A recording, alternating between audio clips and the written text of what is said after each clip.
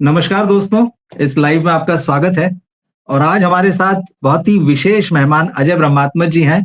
और मुझे भरोसा है कि आप जानते होंगे, लेकिन क्योंकि हम लोग चैनल पर पहली बार जुड़ रहे हैं, तो इसलिए एकदम संक्षेप में बता देता हूं कि हिंदी के सबसे सीनियर फिल्म जर्नलिस्ट में से हैं, सबसे सीनियर फिल्म रिव्यूअर्स में से हैं।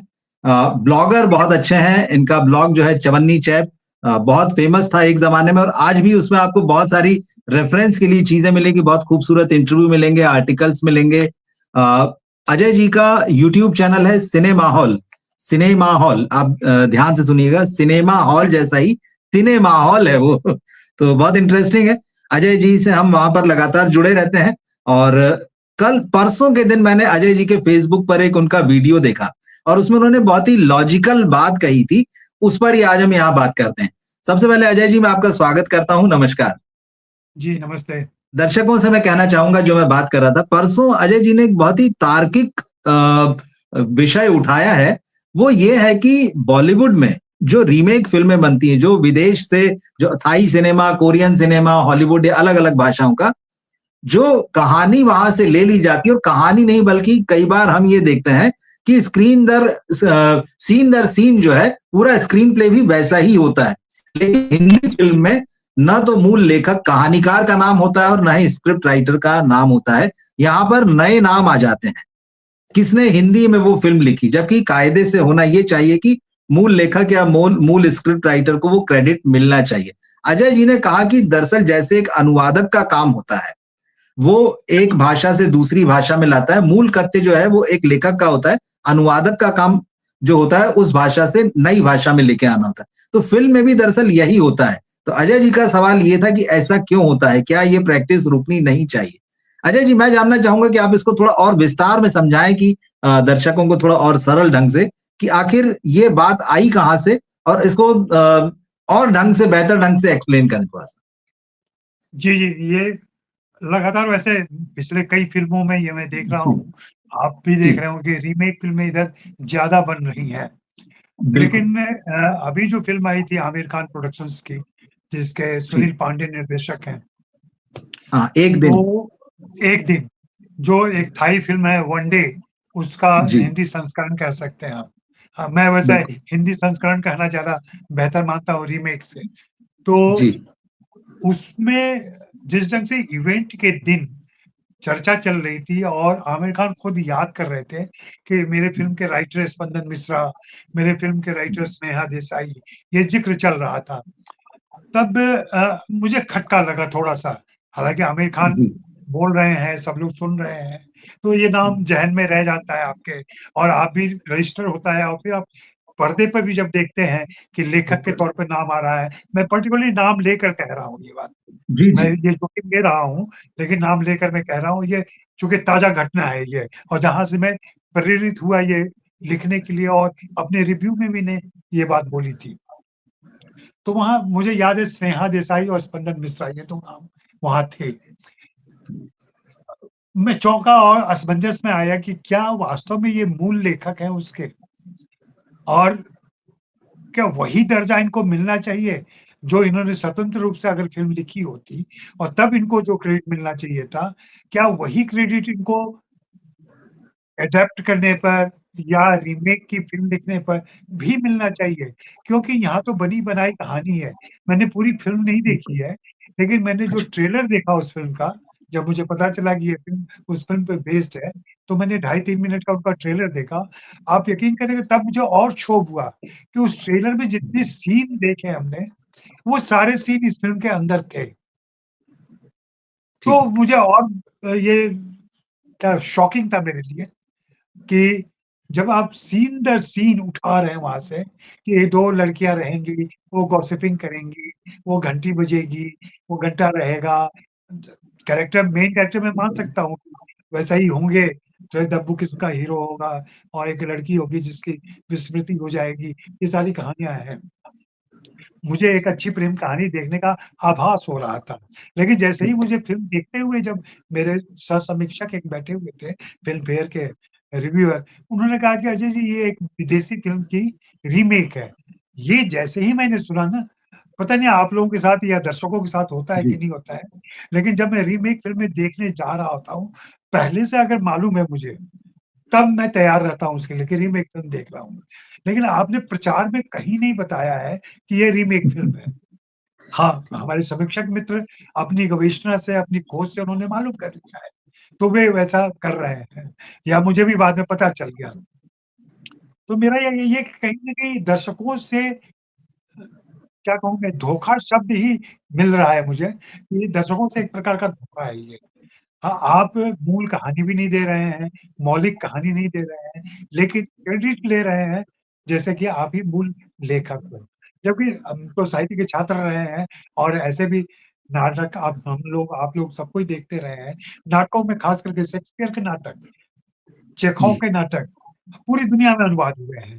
लेकिन उन नाटकों को जब आप किताब उठाते हैं, तो उसमें प्रमुखता से शेक्सपियर का ही नाम रहता है, चेखव का ही नाम रहता है और नीचे में फिर नाम रहता है जो एडॉप्ट कर रहा है, जो उसका भाषांतर कर रहा है, जो किसी भी भाषा में अनुवाद कर रहा है, उसका भी नाम होता है। हाँ, मैं ये ज़रूर चाहूँगा कि जो अनुवादक है उसका नाम भी प्रॉम्प्टली लिया जाए, बताया जाए। किताबों पर भी अनुवादक का नाम प्रमुखता से कवर पे आना चाहिए। इस बात की लड़ाई मैं शुरू से लड़ता रहा हूँ और मैंने वो हासिल भी किया है। आपने भी कुछ पुस्तकों के अनुवाद किए हैं, जी, आपने भी बिल्कुल। देखा होगा ये बात प्रकाशक से कहना पड़ता है। आप नहीं कहेंगे तो अनुवादक के तौर पर आपका नाम नहीं देगा वो, अंदर में कहीं डाल देगा वो। तो जबकि लेखक को आपसे कोई दिक्कत नहीं है, सही बल्कि है। लेखक तो चाहता है कि आपको भी वही दर्जा, वही शोहरत, वही प्रतिष्ठा मिले जो उसको मिली क्योंकि आप उसकी पूरी कृति को दूसरी भाषा में लेके आ रहे हैं। तो मैं यही कहना चाह रहा हूँ कि जो हिंदी में लिख रहे हैं, वे कहीं से भी कम नहीं हैं, लेकिन जो मौलिक है, वो श्रेष्ठ तो है और उसकी श्रेष्ठता का एहसास होना चाहिए, उसकी श्रेष्ठता को सम्मान मिलना चाहिए। जी। बिल्कुल, जैसे आपने कहा ना उस मौलिकता को सम्मान मिलना चाहिए। आप भी देख रहे हैं लंबे समय से मैं भी देख रहा हूँ। कहीं न कहीं इस हिंदी फ़िल्म इंडस्ट्री में उस मौलिकता की कमी हमको दिखाई देती है और शायद यही वजह है, कमी क्या बल्कि लगभग अभाव-सा है। यही वजह है कि यहाँ पर मौलिकता का सम्मान नहीं होता है। उन्हें पता ही नहीं है कि मौलिक चीज़ कैसे गढ़ी जाती है, बनाई जाती है, उसके लिए कितना परिश्रम लगता है, कितना लिखने वाला अपने आप को खपा देता है उसमें। तो ये चीज़ शायद नहीं और ये एक ईज़ी प्रैक्टिस है हिंदी फ़िल्मों में पुराने ही समय से कि विदेशी फ़िल्मों से आइडिया ले लो और बना लो। आइडिया ले लो, बना लो तक तो भी ठीक है, लेकिन ये जो ट्रेंड आजकल हमें देखने मिला है, मैं एक और फ़िल्म का ज़िक्र करूँगा, आपने जैसे एक दिन का ज़िक्र किया है। थोड़े दिन पहले फ़िल्म आई थी तू या मैं। ये एक थाई फ़िल्म द पूल का रीमेक थी और वो फ़िल्म मैंने हिंदी डब वर्ज़न उसका यूट्यूब पर देखा था और जब मैंने अच्छा। मूल फ़िल्म देखी हाँ, बिल्कुल, अभी भी मिलेगी वो फ़िल्म आप देखिएगा, द पूल नाम से, हिंदी में डब वर्ज़न है वो और अच्छा डबिंग है। सेम स्टोरी जो है थोड़े से चेंजेस के साथ में, ज़्यादा चेंजेस नहीं है। वही कहानी और बाकायदा उन्होंने राइट्स लेके वो फ़िल्म बनाई और वहाँ दिया भी पर्दे पे। लेकिन सवाल ये है कि वहाँ भी मूल लेखक के रूप में कि ये जो ये मैं या तू या मैं या तू जो है, इसके मूल लेखक जो हैं वो अलग हैं। उसमें हिमांशु शर्मा और अभिषेक बांदेकर का नाम था। तो ये बात सही है कि जबकि हिमांशु तो खुद क्रिएटिव है और खुद उन्होंने बड़ी-बड़ी फ़िल्में लिखी हैं। तो इस चीज़ को क्या बॉलीवुड शर्माता है, संकोच करता है या फिर एक ये भी खबर मैंने पढ़ी थी कि जो मूल फ़िल्म थी द पूल, उसके राइटर डायरेक्टर से भी किसी पत्रकार साथी ने बात की थी और उसने कहा था हमें तो पता ही नहीं प्रोड्यूसर्स ने राइट बेच दिए। अब क्योंकि आपने राइट्स खरीद लिए पैसे से, तो क्या आपने सब कुछ खरीद लिया है कि उनकी क्रिएटिविटी को इरेज़ कर देंगे, उनके क्रेडिट्स को इरेज़ कर देंगे और अपना नाम छाप देंगे उस जगह। तो मुझे भी लगता है कि ये प्रैक्टिस जो है बदलनी चाहिए। आपको क्या कारण समझ में आता है मतलब कि क्यों ऐसा करते होंगे ये लोग? नहीं, एक तो मुझे लग रहा है कि इसमें एक वजह यही रहती होगी कि ये लोगों को लगता होगा कि क्या ज़रूरत है। सबसे पहले तो जो लापरवाही का अंदाज़ है टेकन फॉर ग्रांटेड कि ठीक, दर्शकों को क्या पता। मैं आप ये बड़ी फ़िल्मों की बात की आपने अब हाल-फिलहाल की, मैं तो दृश्यम जैसी फ़िल्म जिसकी सीरीज़ बन रही है लगातार बिल्कुल। आ रही है। दृश्यम का मूल लेखक कौन है? दृश्यम हिंदी में तो नहीं लिखी गई थी। नहीं लिखी गई है, हाँ। हाँ, दृश्यम तमिल फ़िल्म है शायद, तमिल या किसी दूसरी मलयालम मलयालम मलयालम से, हाँ, मलयालम फ़िल्म है। तो मलयालम फ़िल्म का मूल लेखक कौन है? और किस बिल्कुल। तरीके से वो और उसमें भी मैंने सुना है कि दृश्य और दृश्य दर दृश्य वैसे ही ले लिए जाते हैं। सिर्फ़ वहाँ पे कोई और क कलाकार कर रहा होता है, यहाँ अजय देवगन कर रहे होते हैं।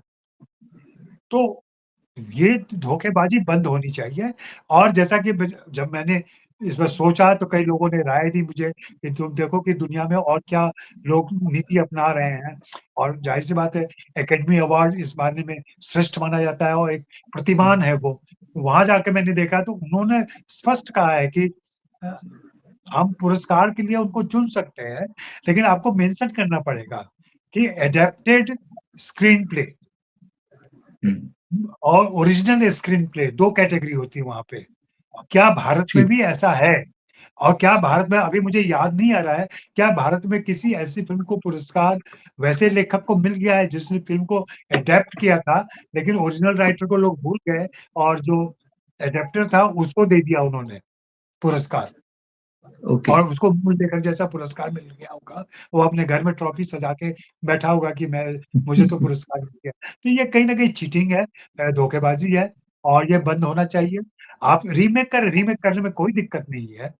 तमाम दुनिया में रीमेक बनते हैं, रीमेक बनते रहना चाहिए। अच्छी फ़िल्में दुनिया में कहीं भी बने तो उसका रीमेक होना चाहिए। हिंदी के दर्शकों को भी मालूम हो कि दुनिया में और क्या हो रहा है और कोई बना रहा है, थोड़ा सस्ता तरीका हो जाता है बनाने का उसका। लेकिन मैं फिर से वही आग्रह करूँगा कि मूल लेखक का नाम मैं बिल्कुल नहीं कह रहा हूँ कि सिनेमैटोग्राफर का भी नाम दीजिए या दूसरे टेक्नीशियन का नाम दीजिए। ये सब बिल्कुल ज़रूरी नहीं है। लेकिन जो स्क्रीन प्ले लिख रहा है और वो भी तब जब आप सिर्फ़ किरदारों के नाम बदल रहे हैं, चूँकि वे भारतीय किरदार हैं तो भारतीय चेहरे आ जाएँगे। लेकिन एक दिन जैसी फ़िल्म जिसका परिवेश भी वही है, जापान है। जब ठीक बात है। आप भारत में सिर्फ़ भारत के नोएडा की कहानी थोड़ी-सी चलती है बस। उसके बाद पूरी फ़िल्म वही हो जाती है जो मूल फ़िल्म रही होगी। बिल्कुल। तो फिर आपने क्या बदला? परिवेश भी नहीं बदला है, प्रसंग नहीं बदले हैं, घटनाएँ नहीं बदली हैं, स हो सकता है संवाद भी नहीं बदले हों, संवाद का अनुवाद कर दिया हो आपने। तो क्या आपको ये अधिकार मिलता है? और कितनी लज्जास्पद बात है ये कि आप स्वतंत्र लेखक के तौर पर अपना नाम लेते हैं, देते हैं और प्रोडक्शंस कंपनी भी इस पर ध्यान नहीं दे रही है या वही लापरवाही का तरीका है कि अरे छोड़ो यार कौन केयर करता है? किसको इतनी परवाह है? दर्शकों को फ़िल्म देखने से मतलब है, वो फ़िल्म देख लिए, मूल लेखक कौन है? मूल फ़िल्म क्या है? ये भी क्यों मालूम हो लोगों को? तो ये बेसिकली हमारी हिंदी फ़िल्मों की एक अपनी परिपाटी बनी हुई है, जो लापरवाही से ही पैदा होती है, ऐसा लगता है मुझे। जी। आपने बिल्कुल ठीक कहा कि भाई मूल फ़िल्म के सबको क्रेडिट देने की ज़रूरत नहीं, लेकिन वो जो लेखक है, क्योंकि वो जो कहानी है, वो जो स्क्रिप्ट है, दुनिया के किसी भी कोने में चले जाइए, वो कहानी और वो स्क्रिप्ट दरअसल वही ब्लूप्रिंट है, वही रीढ़ है, उसी के आस-पास सारी चीज़ें जो है वो तय हो रही हैं, उसी के आस-पास बन रही हैं। तो ये बिल्कुल बनना चाहिए। लेकिन हाँ, जो चीज़ आप कह रहे हैं कि लापरवाही, आप मुझे लगता है आप लापरवाही कह रहे हैं, मुझे लगता है ये लोग जानबूझ के ऐसा करते हैं, क्योंकि इन्हें खुद को क्रिएटिव दिखाना है, कि देखो हम जो है हम बहुत सोचते हैं, हम जो है इतना बड़ा सिनेमा बनाते हैं, हम बहुत मौलिक हैं। कहीं न कहीं ये चीज़ जो है यहाँ पे लोगों के दिमाग में है और क्योंकि पैसा है, अब तो तमाम प्रोड्यूसर्स को भी आप देखिए वो एज़ अ राइटर पिछले कुछ दिनों में हमने ऐसी बड़ी-बड़ी फ़िल्में देखी हैं, जहाँ प्रोड्यूसर ही राइटर है। क्योंकि यहाँ हाँ, कॉपीराइट का भी मामला है।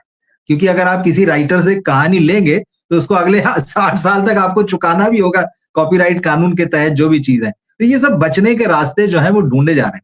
कुल मिला के मुझे लगता है ये जो सारी चीज़ें हैं ना, ओरिजिनल राइटिंग को हिंदी में भी डिस्करेज करती हैं। हिंदी में इसीलिए जो है मूल लेखक जो है वो नहीं आते हैं और उनकी बहुत तरह की चिंताएँ हैं। एक इस बात को बस थोड़ा-सा और आगे बढ़ाता हूँ।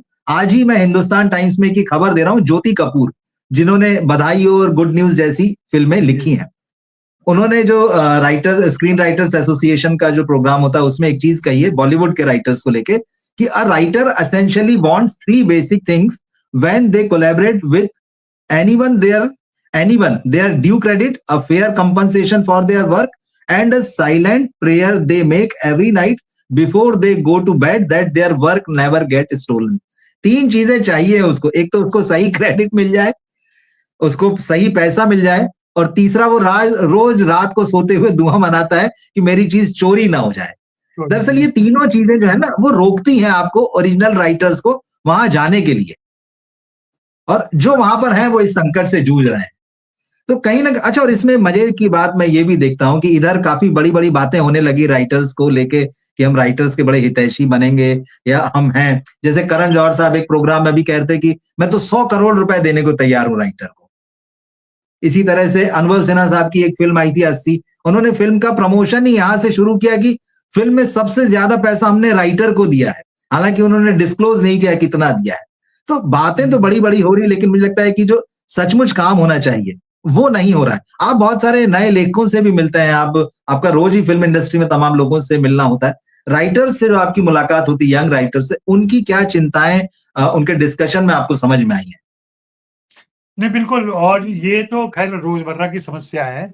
मुझे याद आ रहा है कि 20-25 साल पहले जब मैं शुरुआत ही कर रहा था, मेरे एक बहुत अभिन्न मित्र रहे संजय चौहान। तो जी संजय जी। चौहान बताते थे कि आरंभिक दिनों में जब वे स्ट्रगल कर रहे थे अपनी जगह के लिए, तो बताते थे कि कैसे डायरेक्टर सीडी, एक तो उस ज़माने में सीडी नहीं, हाँ वो क्या है, वीडियो वीडियो हाँ, कैसेट थमा देता था। वीडियो हाँ? कैसेट, हाँ। कि ले जाओ इसको और कॉपी करके ले आओ। लेकिन अब के बिल्कुल। ज़माने में जब चूँकि डिजिटाइज़ हो गया है ज़माना, दुनिया छोटी हो गई है, आप कोई भी काम करेंगे, कोई भी चोरी करेंगे, तुरंत पकड़ लिए जाएँगे। कंटेंट आपका अगर कहीं से उठाया हुआ है, तो तुरंत मार्क कर दिया जाएगा। ऐसे में अब चोरी करना मुश्किल काम हो गया है। तो लोग खरीद तो रहे हैं, ले भी रहे हैं, लेकिन जो एक नए राइटर की दिक्कत है, नया राइटर की मौलिक कहानियाँ जो कि देश में बिखरी पड़ी हैं, तमाम लेखकों के पास है नहीं कहानियाँ।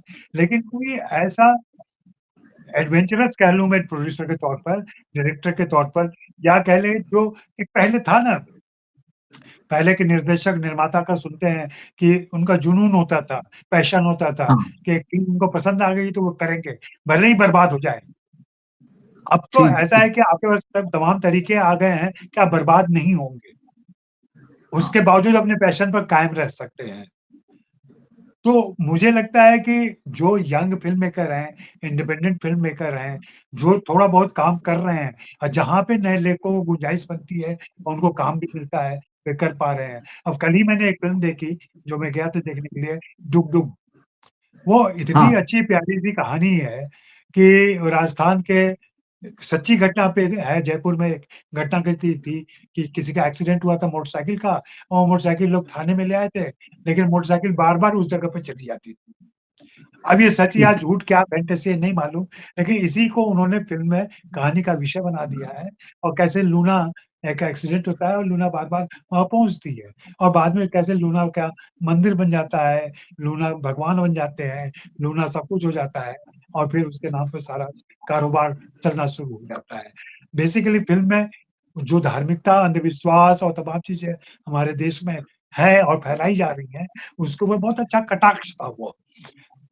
लेकिन ऐसी मौलिक कहानी को मैंने सुना कि 4 साल पहले वो फ़िल्म बनी थी, और अब जाकर के वो रिलीज़ हुई इसलिए कि 4 निर्माता उसको मिल गए, जिन्होंने कहा कि चलो हम पैसे लगाते हैं, हम इसको रिलीज़ करते हैं, जिसमें निखिल अडवाणी है, अनुराग हैं, विक्रमादित्य मोटवाने हैं और वासन बाला है। लेकिन ऐसे इंडिपेंडेंट फ़िल्म मेकर्स तक हर राइटर नहीं पहुँच पाता है। तो फिर बिल्कुल। क्या तरीका हो, कैसे वे अपनी नई कहानियाँ, मौलिक कहानियाँ लेकर के आएँ? और ज़ाहिर-सी बात है, रीमेक वाला धंधा तो चल ही रहा है। वहाँ पे लेखकों को भी लग जाता है कि चलो आसान काम है, खुद नहीं सोचना है, बनी-बनाई कहानी है, उसका भारतीयकरण कर देना है। वहाँ नाम कुछ और होगा, यहाँ दिनेश कुमार श्रीवास्तव कर देना है, यहाँ मीरा रंगनाथन कर देना है। थोड़ा बिल्कुल। नॉर्थ हो गया, साउथ हो गया, इधर हो गया, उधर हो गया, हिला-जुला करके कहानी चल। इसमें भी बुद्धि की ज़रूरत पड़ती है। इसमें भी आपके पास लेखन कौशल होना चाहिए। लेकिन सब कुछ के बावजूद बात वहीं फिर से लाके मैं कहूँगा कि आप सब कुछ करें, क्रेडिट भी लें, लेकिन अपने क्रेडिट का आगे आगे लिख दिया करें कि आप एडैप्टेशन किया है आपने। आप मूल लेखक नहीं हैं। इसके लिए कोई शब्द बनाना पड़ेगा हमें, जहाँ पे लिखा जाता है स्क्रिप्ट राइटर, डायलॉग राइटर और तमाम चीज़ें, वहाँ लिखना पड़ेगा। अंग्रेज़ी में तो अच्छा है कि एडैप्टेड स्क्रीनप्ले। बिल्कुल। हिंदी में क्या हो सकता है, वो सोचना पड़ेगा कि हम वहाँ क्या शब्द इस्तेमाल करें। हाँ, मैं भाषांतर, मुझे शब्द अच्छा लगता है कि अच्छा भाषांतर, शब्द। हाँ, भाषांतर करने का अगर दिया जाए, तो वो चल सकता है कि भाषांतर इन्होंने किया। और फिर नीचे बाकी जो रेट होता है वो देना चाहिए। पैसे उनको पर्याप्त मिले, पैसे मिलने में दिक्कत नहीं है। पैसे जी, उनको जितना देना है प्रोड्यूसर दे दे, कोई दिक्कत नहीं है। और लेते भी होंगे ऐसे राइटर। लेकिन इस ऐसे राइटर, मुझे बार-बार वही था कि राइटर जब रात में जाता होगा, सोता होगा, और क्या उसके दिमाग में कभी ये खलल नहीं पड़ती होगी उसके चैन में कि ये यार मेरी फ़िल्म तो है नहीं, मैंने मूलतः तो लिखा नहीं है और फिर भी मैं इसको क्रेडिट ले रहा हूँ। तो एक राइटर कैसे चैन से सो सकता है इस लापरवाही के बाद, इस चोरी के बाद, इस धोखेबाज़ी के बाद। मेरा यही कहना है। इसलिए मैं असमंजस में रहता हूँ, दुविधा में रहता हूँ, जब मैं ऐसे क्रेडिट देखता हूँ। जी। आप जो सवाल उठा रहे हैं वो नैतिकता का सवाल है दरअसल। और आज के ज़माने में किसी भी शब्द के साथ अगर प्रोफ़ेशनल लग गया, तो नैतिकता साइड में हो जाती। ये प्रोफ़ेशनल राइटर्स हैं, ये कुछ भी लिख सकते हैं। उन्हें इस बात से कोई फ़र्क नहीं पड़ता है कि सचमुच हमारी है या नहीं है। बहुत अच्छी बातचीत रही अजय जी आपसे, और बहुत ही देखिए बहुत तीखे रिएक्शन भी लोग देते हैं। तो अच्छा। ये बात तो है, लोग समझते हैं, और बहुत फ़िल्म इंडस्ट्री के अंदर भी तमाम लोग जो हैं वो देखते हैं हमें यहाँ पर और सुनते भी हैं बातों को। तो लोग इस ऐसा नहीं, अगर जो प्रोड्यूसर को लगता है ना कि अरे दर्शक क्या ध्यान देगा, राइटर को देखने कौन आ रहा है, वो तो चेहरा जो हीरो का चमकेगा उसी को देखकर चले जाएँगे। ऐसा नहीं है। और जैसा आपने कहा ना कि अब इतना ट्रांसपेरेंट हो गई हैं चीज़ें, आप कुछ भी करते हैं पकड़े जाते हैं। तो मुझे बिल्कुल, लगता है कि बिल्कुल। जो बात आपने यहाँ कही है धीरे-धीरे ही सही आगे बढ़ेगी और पहुँचेगी जगह तक, और करना चाहिए जब तक आप मौलिकता का सम्मान नहीं करेंगे। और जैसा आपने कहा कि ठीक है, आप क्रेडिट दीजिए, आप रीमेक में कोई समस्या नहीं, मगर जहाँ से आप ले रहे हैं उसको क्रेडिट तो दीजिए। आपने भाषांतर शब्द कहा, रूपांतर भी बहुत अच्छा है, क्योंकि सिनेमा है, ये रूप बदल रहा है, तो रूपांतर भी हो सकता है। अगर ये चाहें तो बाकी सारे रास्ते आगे के खुल सकते हैं, शब्द भी आ सकते हैं, सब कुछ हो सकता है। पर बहुत अच्छा जी, लगा अजय बिल्कुल। जी आपसे यहाँ बात करके, और निश्चित जी, रूप से मुझे बहुत दर्शकों को अच्छा भी लगा। बहुत उपयोगी लगेगी ये सारी बातचीत, और वो भी अपने विचार यहाँ पर रखेंगे। हम कोशिश करेंगे आगे भी आपसे मुलाकात करें, और सिनेमा का जो आपका बहुत बड़ा अनुभव है, आपने जो दुनिया देखी है, तो वो यहाँ हमारे साथी दर्शक जो हैं उसका लाभ मिले। और जो तमाम दर्शक हमें यहाँ देख रहे हैं और जो इसको वीडियो के रूप में देखेंगे, मैं उनसे कहूँगा कि अजय जी का यूट्यूब चैनल है सिने माहौल, तो आप ज़रूर जाएँ, और वहाँ पर भी आपको बहुत अच्छे इंटरव्यूज़, रिव्यूज़ और तमाम प्रासंगिक चर्चाएँ मिलेंगी, तो उन्हें देखें। थैंक यू सर, चलिए, नमस्कार, फिर मिलते धन्यवाद। हैं।